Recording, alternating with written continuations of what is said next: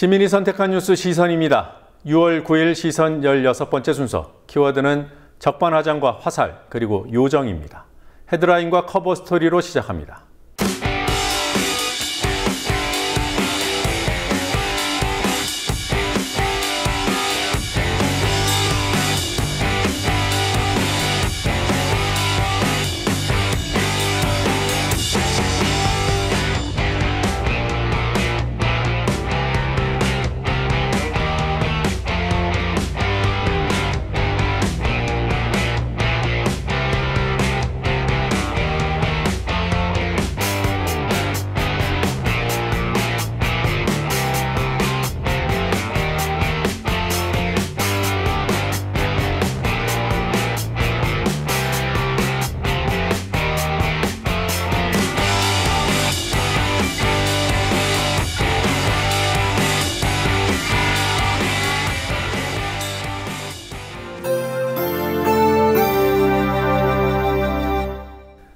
바야흐로 인사청문회 전국입니다.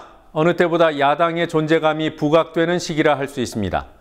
그런데 과거와 달리 야당의 존재감이 부정적인 양상으로 부각되고 있습니다. SNS를 통해 확산되고 있는 정우택 자유한국당 원내대표에 관한 성매매 의혹 기사입니다. 2012년 9월 기사가 다시 주목받는 이유는 바로 이 발언 때문입니다. 상한 냄새가 나는 음식이 있다면 먹어보고 버리겠냐, 지독한 냄새가 난다면 바로 버리는 게 현명하다. 정 대표는 한 방송에서 강경화 외교부 장관 후보자와 김희수 헌법재판소장 후보자를 상한 음식에 비유했습니다. 김무성 바른정당 의원의 친일 족보가 들춰지고 있는 이유도 비슷합니다. 청문위원인 김무성 의원이 강경화 후보자의 30년 기록을 요청했다고 하자 SNS에 등장한 김무성 일가의 과거입니다. 김무성 의원의 둘째 딸을 둘러싼 수원대 교수 임용 특혜 의혹을 다룬 3년 전 보도도 살아났습니다. 김무성 의원은 청문회 직전 출장이라며 아프리카로 떠나버렸습니다. 자유한국당 삼선 의원인 이진복 의원의 2012년 막말도 재조명됐습니다. 이 의원은 18대 대선 때 당시 문재인 후보를 가리켜 노무현 전 대통령 초상을 잘 치러서 대선 후보가 됐을 뿐 아무런 정치 철학이 없었다고 폄하했습니다. 이 과거 기사는 이진복 의원이 김상조 공정거래위원장 후보자 청문회의 위원장이기 때문에 발굴된 것으로 보입니다. 청문위원인 원유철 자유한국당 의원과 관련해서는 대우조선해양 비리연루 의혹 보도가 되살아났습니다. 청문위원 여부를 불문하고 자유한국당 소속 의원들의 과거 비리 의혹들이 아예 목록으로 정리됐습니다. 누가 누구를 검증하냐는 질타입니다. 자격 없는 청문위원들이 장관 후보자를 검증하는 모순된 정치 현실, 이를 잘 표현한 해시태그도 등장했습니다. 적반하장의 정치학. 이 적반하장 정치를 응축해서 보여주는 사례가 있습니다. 박근혜 정부 1기 내각 해양수산부 장관을 지낸 윤진숙 전 장관. 2013년 당시 청문회에서 역대 최악의 장관 후보자로서의 면모를 유감없이 보여주고도 장관 임명장을 받았습니다. 그게 다 자유한국당 전신인 새누리당 덕분이었습니다. 커버 스토리였습니다.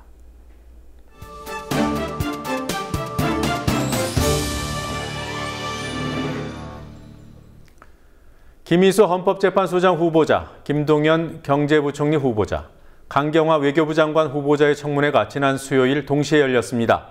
언론에서는 슈퍼 수요일이라고 불렀습니다.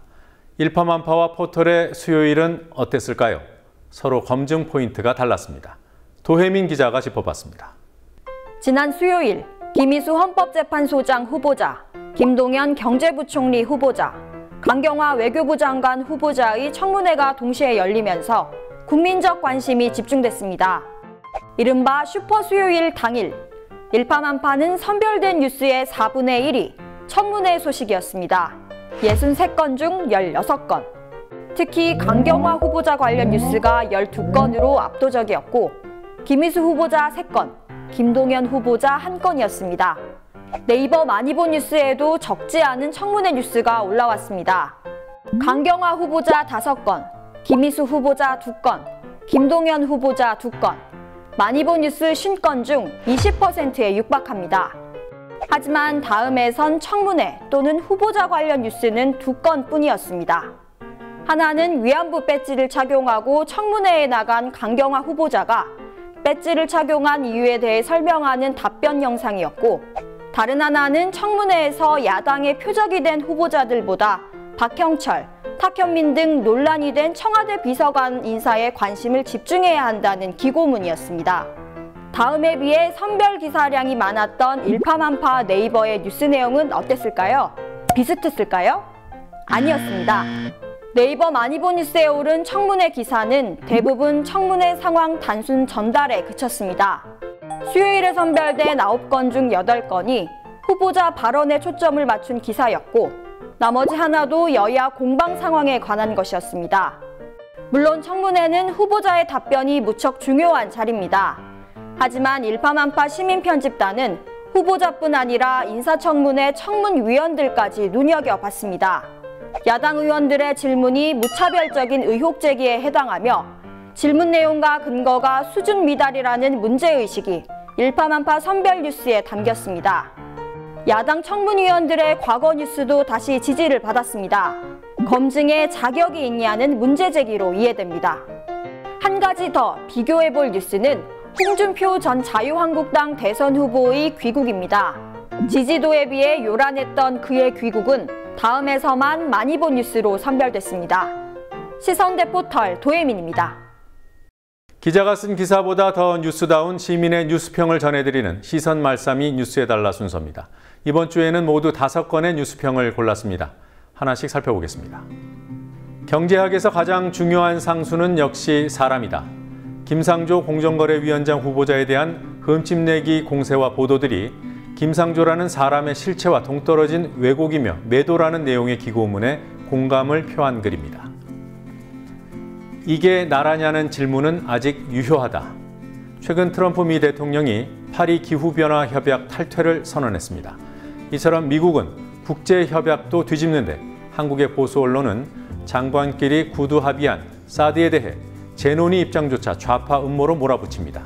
이에 대해 박성재 MBC 해직 기자가 쓴 글입니다. 욕망의 도가니, 침몰하는 양심. 4.16 안전공원은 단원고 인근에 조성하려고 하는 세월호 추모공원의 이름입니다. 안전공원 조성을 위한 심포지엄이 열렸지만 부동산 가격 하락을 주장하는 일부 안산 시민들의 난동으로 무산됐습니다. 이에 대한 일갈이었습니다. 유사 역사학 강요하면 그와 맞설 것이다. 하지만 환빠 규정도 신중해야 한다. 환단고기 등의 유사 역사학을 신봉하는 이를 환빠라고 부릅니다. 도종환 문화부 장관 후보자가 유사 역사학에 경도돼 있다는 학계 일부의 우려가 나오자 국정교과서 저지 활동에 앞장서온 주진호 교수가 이렇게 말했습니다. 유사 역사학을 반대하지만 섣부른 환빠 규정도 경계해야 한다는 입장입니다. 정치검사 창고 대방출. 지난 8일 법무부가 발표한 고검장, 검사장급 인사에서 이른바 우병우 라인으로 분류되는 인사들이 좌천된 것에 대한 촌평이었습니다. 시선 말씀이었습니다. 시민이 선택한 영상 시선 영상입니다. 이번 주 일파만파에 올라온 영상 뉴스들 가운데 2건을 선정했습니다. 먼저 보실 영상은 현충일 추념식 공연입니다. 5.18 광주민주화운동 기념식에 이어서 현충일 추념식 또한 감동과 울림이 컸다는 평가가 나옵니다. 소리꾼 장사익 씨의 노래 모란이 피기까지는, 그리고 배우 이보영 씨가 낭독한 유연숙 작가의 시 넋은 별이 되고를 잠시 감상하시겠습니다.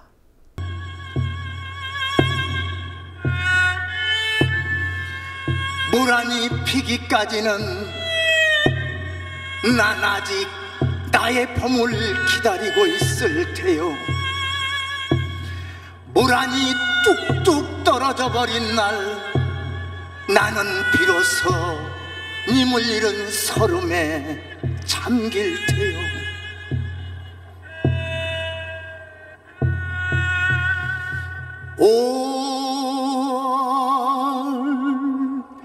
어느 날 그 하루 무덥던 날 떨어져 놓은 꽃잎마저 시들어 버리고는 천지에 뭐라는 자취도 없어지고 뻗쳐오르던 내 보람 서운게 무너졌느니 모란이 지고 말면 그뿐 내 한 해는 다 가고 말아 360날 한양 섭섭해 우엄내다 모란이 피기까지는 난 아직 기다리고 있을 테여 찬란한 슬픔의 봄을 찬란한 슬픔의 봄을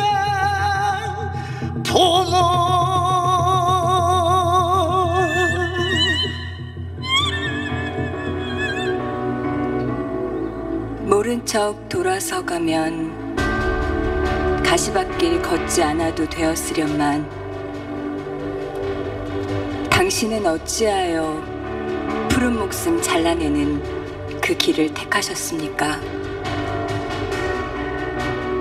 시린 새벽 공기 가르며 무사 귀환을 빌었던 주름 깊은 어머니의 아들이었는데 바람소리에도 행여님일까 문지방 황급히 넘던 눈물 많은 아내의 남편이었는데 기억하지 못할 얼굴 어린 자식 가슴에 새기고 호련히 떠나버린 희미해진 딸의 아버지였는데 무슨 일로 당신은 소식이 없으십니까? 작은 몸짓에도 흔들리는 조국의 운명 앞에 꺼져가는 마지막 불씨를 지피려 뜨거운 피 쏟으며 지켜낸 이 땅엔 당신의 아들, 딸들이 주인이 되어 살고 있습니다. 그 무엇으로 바꿀 수 있었으리요? 주저없이 조국에 태워버린 당신의 영혼들이 거름이 되어 지금 화려한 꽃으로 피어났습니다. 힘차게 펄럭이는 덕태극기, 파도처럼 높았던 함성, 가만히 눈 감아도 보이고 귀 막아도 천둥처럼 들려옵니다. 한 줌의 흙으로 돌아간 수많은 푸르른 넋, 잠들지 못한 당신의 정신은 남아 후손들의 가슴 속에 숨을 쉬고 차가운 혈관을 두드려 깨웁니다. 이제 보이십니까? 피 맺힌 절규로 지켜진 조국은 비바람에도 쓰러지지 않고 고난에도 흔들리지 않는 초석이 되었습니다. 스스로 몸을 태워 어둠을 사르는 촛불같이 목숨 녹여 이룩한 이 나라, 당신의 넋은 언제나 망망대해에서 백기를 열어주는 등대로 우뚝 서 계십니다. 세월이 흘러가면 잊혀지는 일 많다 하지만 당신이 걸어가신 그 길은 우리들 가슴 속에 별이 되어 영원히 빛날 겁니다.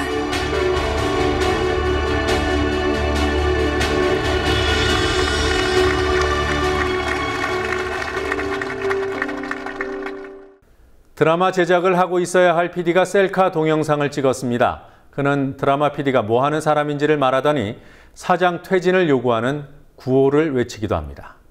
그는 MBC의 김민식 PD고 촬영 장소는 MBC의 심장부 상암 사옥이었습니다. 직접 확인하시겠습니다.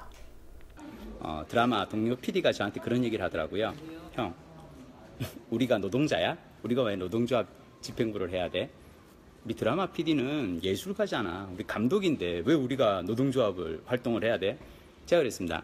야, 네가 우리 회사 사장이니? 아니잖아. 너 네가 월급 받아가지고 일하는 노동자잖아. 야, 우리는 내가 회사에서 노동을 제공하고 거기에서 월급을 받으면 우린 다 노동자야. 그랬더니 이제 주위에서는 아니 드라마 PD가 사실 노조 활동이랑 무슨 관계가 있냐는 거죠. 그러니까 뭐 MBC 뉴스라든지 시사교양의 문제에 대해서 드라마 PD가 굳이 관여를 하고 발언을 할 필요가 있느냐 그런 얘기를 합니다. 자, 그 이후 2011년 이후에 지금 이제 5년 6년이 흘렀습니다.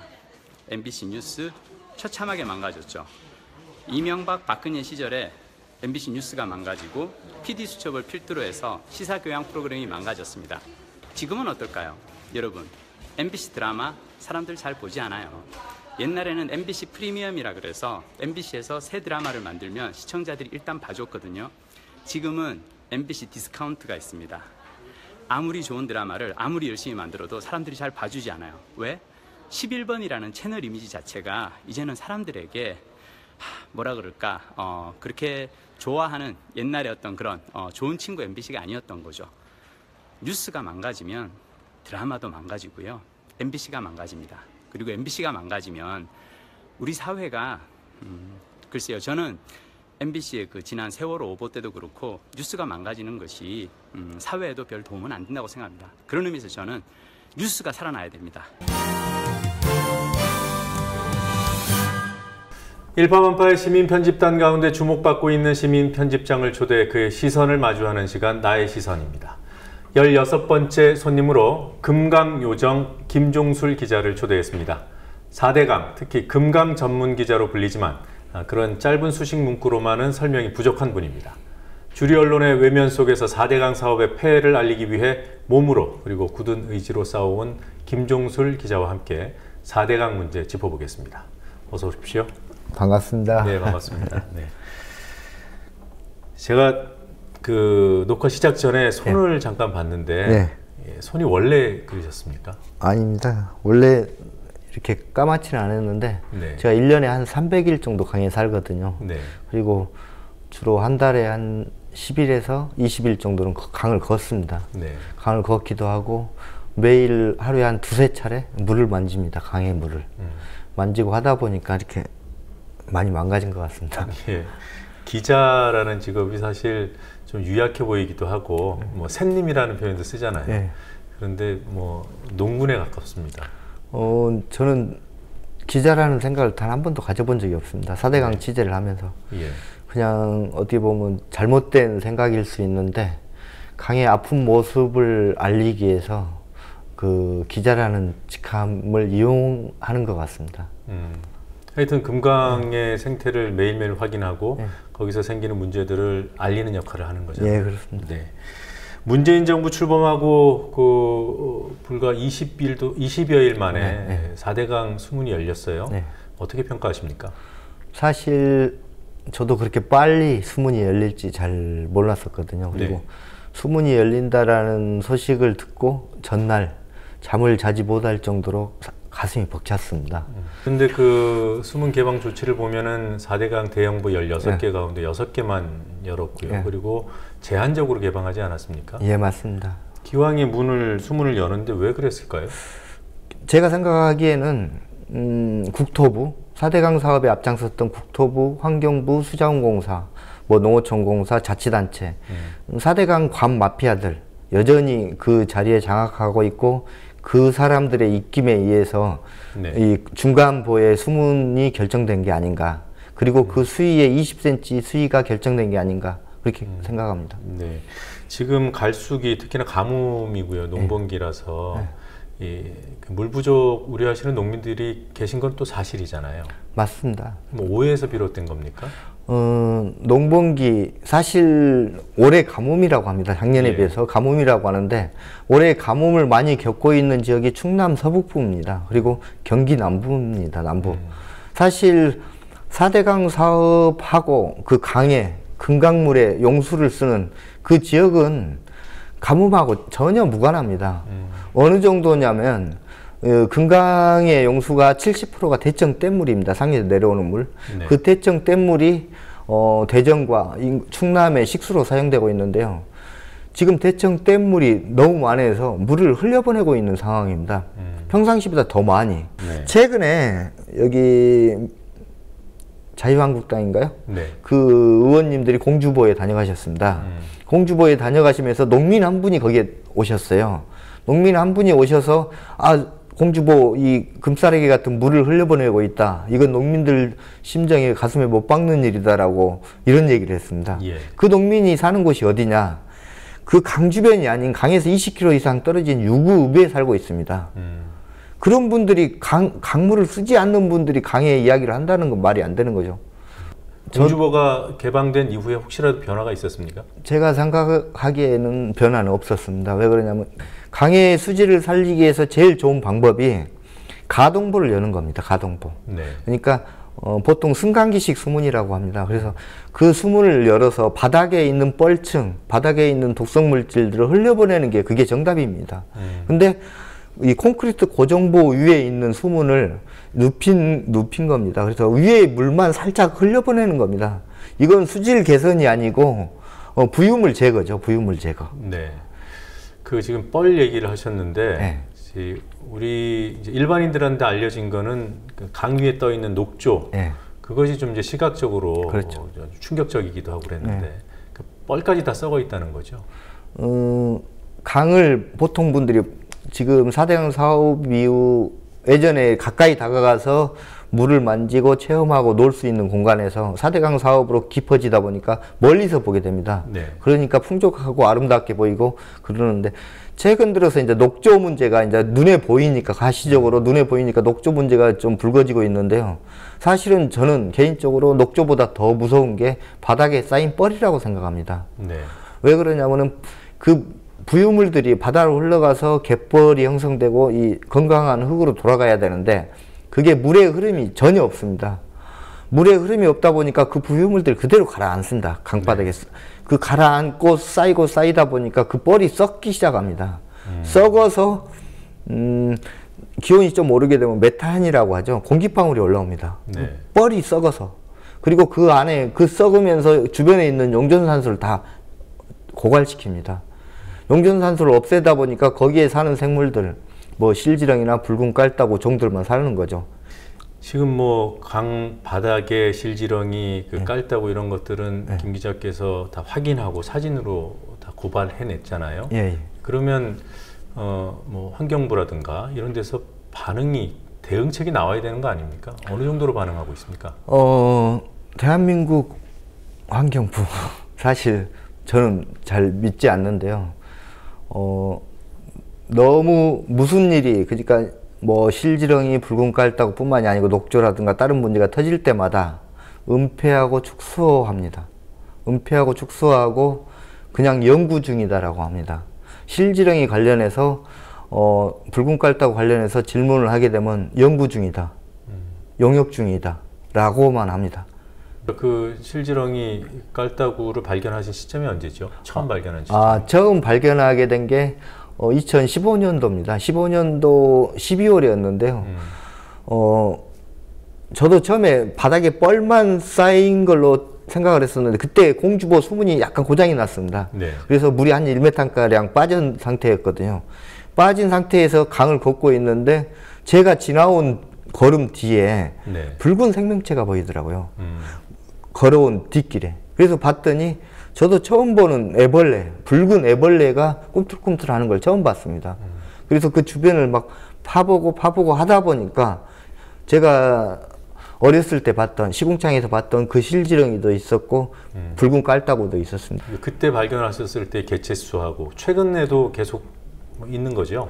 그렇죠. 그때는 예를 들어서 환경부가 얘기하는 저서생물 바닥에 이제 가로 세로 1m를 기준으로 한다라고 하면은 그때는 두세 마리, 서너 마리 이런 쪽으로 발견이 됐었는데 올해 최근에 제가 발견했을 때는 그냥 삽을 그냥 강에 푹 질러 넣으면은 많은 곳은 100여 마리, 적게 나오는 곳이 10마리, 20마리 그 정도 나옵니다. 바글바글해진 거네요. 거의 강 바닥을 거미줄처럼 실지렁이는 다 이렇게 덮였다라고 생각하면 맞고요. 붉은 깔따구는 그 실지렁이 틈바구니 속에서 그냥 이렇게 꿈틀꿈틀 한다라고 생각하면 될 것 같습니다. 물이 썩으면은 물에서 사는 뭐 물고기들이 죽는 거는 네. 그 뭐 당연한 이치일 거고요. 물 주변에 있는 생명체들한테도 영향이 있는 거 아닙니까? 그렇죠. 최근에 네. 그 너구리 사진도 네. 공개하셨잖아요.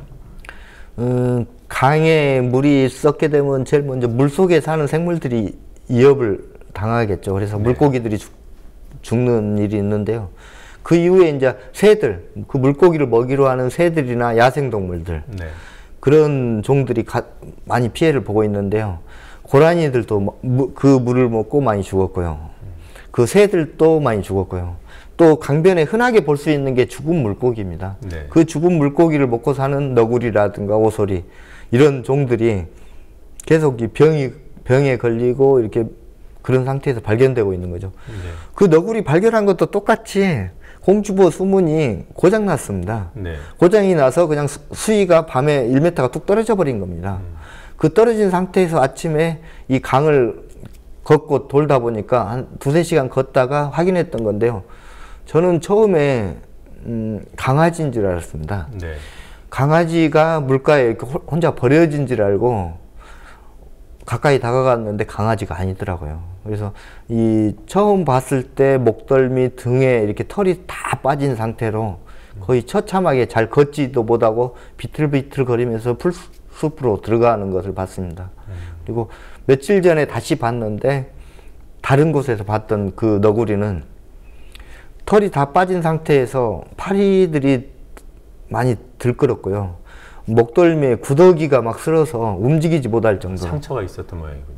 그러니까 거의 제가 생각하기는 피부병으로 보였는데요. 결국 그 썩은 물과 썩은 예. 물고기를 먹다 보니까 그러지 않았는가 그렇게 네. 추정하고 있습니다. 왜 금강인가라는 질문을 드리지 않을 수 없어요. 제가 확인해 봤더니 아까도 말씀하셨습니다만 네. 금강 주변에서 사신 게 아니었어요. 예, 제 고향은 전남 장성입니다. 네. 근데 제 어머니 고향이 댐에 의해서 수몰된 지역입니다. 장성댐 안에 수몰되었고요.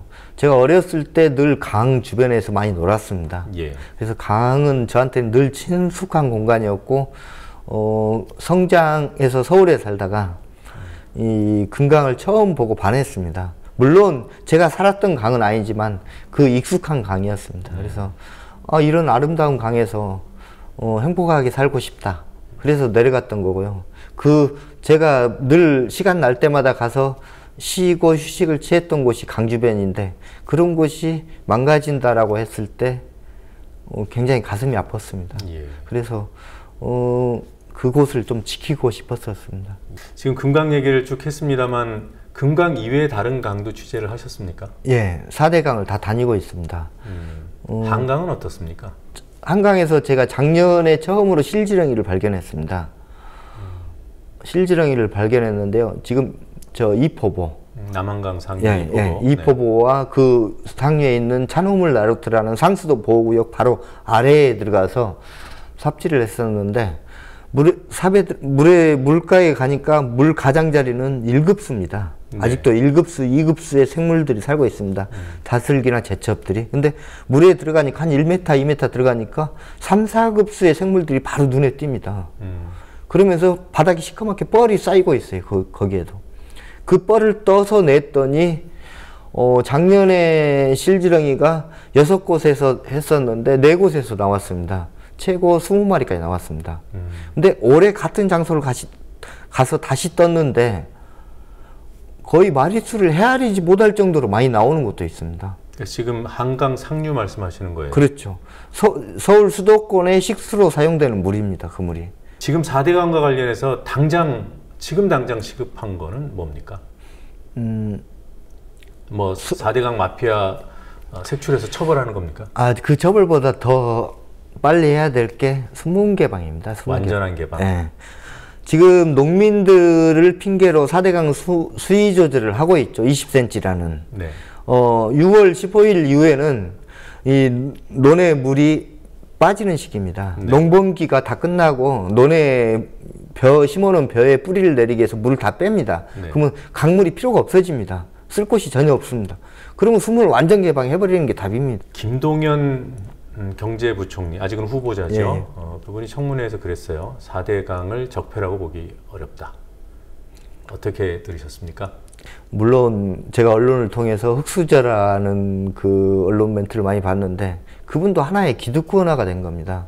그리고 4대강 사업을 뻔히 보고 그 내용이 잘못됐다는 걸 다 아실 만한 그분들이 더 잘 알고 계십니다. 근데 그게 적폐가 아니다. 결국 일제청산이 안 된 이유가 그런 분들 때문에 일제청산이 지금까지 안 되고 그 적폐가 지금까지 쌓여왔던 것 같습니다. 네, 김동연 경제부총리 후보자가 금강에 한번 가보셨으면 좋겠어요. 그러니까 저 정치하시는 분들, 네. 고위 관료들, 그분들은 늘 의자에 앉아서 올라오는 보고만 받습니다. 예. 단 한 번도 강에 와보지 않습니다. 강에 와서 그 물을 보고 만져보고 강바닥에 손을 집어 넣어 본다라면은 절대 그런 말씀을 할 수가 없는 거죠. 네, 알겠습니다. 자, 초대 손님들께 드리는 공통 질문 하나 드리고 마무리하겠습니다. 그 시청자 여러분들께 도움이 될 만한 SNS 계정 하나 소개해 주세요. 제가 가장 좋아하는 분이 계십니다. 네. 최병성 목사님이라고 혹시 아실지? 예, 알죠. 예. 네. 동강도 어떻게 보면 그 목사님 때문에 살아났다. 4대강 사업도 그 목사님 때문에 좀 많이 알려지고 그런 걸로 알고 있습니다. 오늘 새벽부터 아마 그분이 스토리 펀딩도 시작한 걸로 알고 있습니다. 네. 그래서 4대강 관련해서 굉장히 노력을 하고 계시고 앞으로도 계속 하시려고 하는데 많이 힘들어 하신 걸로 알고 있습니다. 그래서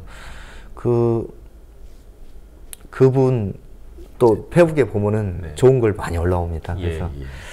추천드립니다. 예, 최병성 목사의 페이스북 예. 계정이요. 네, 알겠습니다. 오늘 뭐 취재하시랴 또 4대강 알리기 위한 여러 가지 활동들을 하고 계시잖아요. 예. 네, 바쁘신 중에 시간 내주셔서 고맙습니다. 고맙습니다.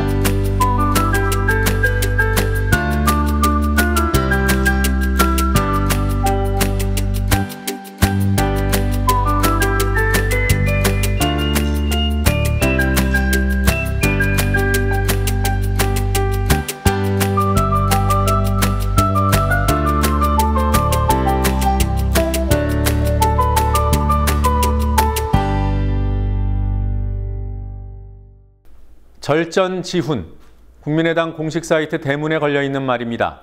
박주선 의원이 국민의당 비대위원장직을 수락하면서 이 말을 인용했다고 합니다. 화살 하나는 쉬이 부러지지만 여러 개가 모이면 부러뜨리기 어렵다는 결속의 교훈입니다. 중국 고사에 등장하는 이 말은 연개소문이 아들들에게 당부한 말로도 알려져 있습니다. 박주선 비대위원장은 절전지훈을 내세워 국민의당 내부의 결속을 강조했습니다. 절전지훈으로 설명할 수 있는 최근의 정치 현상이 또 있습니다. 시민들의 문자 항의. 문자 한 통은 쉬이 무시될 수 있지만 일시에 집중적으로 쏟아지는 문자는 폭탄으로 불릴 만큼 강력한 압박수단으로 작용합니다. 절전지훈을 표방하고 있는 국민의당이 절전지훈의 실예인 문자 항의에 대응하고 있는 상황은 아이러니할 뿐 아니라 한편 아슬아슬합니다. 고소고발까지 검토하겠다던 국민의당이 일단 피해 사례부터 모아서 대응책을 논의하겠다며 문자폭탄 TF를 구성했습니다. 일부 극단적인 표현을 문제 삼아 새로운 항의 방식의 재가를 물리려는 시도를 하지 않을까 우려하게 됩니다. 공당인 국민의당은 문자 항의를 촉발한 책임을 따져보고 소속 의원들의 신경질적인 반응이 불에 기름을 붓지 않았는지 돌아봐야 합니다. 절전지훈을 안다면 문자 항의가 쉽게 꺾이지 않으리라는 것도 알아야 합니다. 시선 이번 주 순서는 여기까지입니다. 시청해 주신 여러분 고맙습니다.